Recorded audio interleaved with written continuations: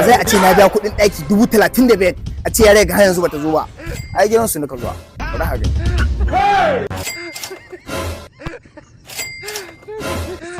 Haba ya za a yi mai haka? A baba ina wani Dan ga lahiya. Ni kaka wa sauri hakan ga.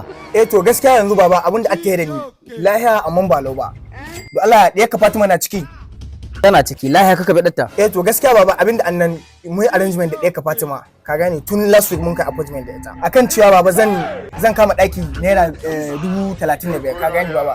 To na kama ɗaki gashi yana so ya expire Fatima har yanzu bata shi na tukin to da ita baba saboda kan lokaci ya kure kuma wallahi akwai damuwa ina cikin damuwa yanzu haka baba. Inna lillahi wa inna ilaihi raji'un. Yanzu da ɗaya ta za ka iskancin ga. To baba wallahi ka san yanzu ɗayan zamani baba ai sai ana dan rage zango wanga bala'i yayi yawa baba dole sai muna yi muna dan rage zango. Rage zango da ɗaya ta za ka rage zango.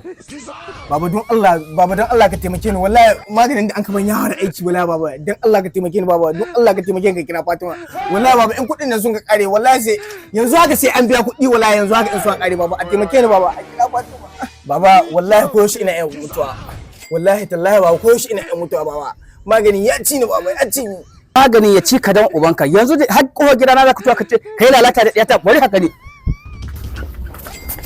kai Allah ya isa kuɗi na Allah ya isa rage zango da ka tsaya rage ma zango da dutsen ga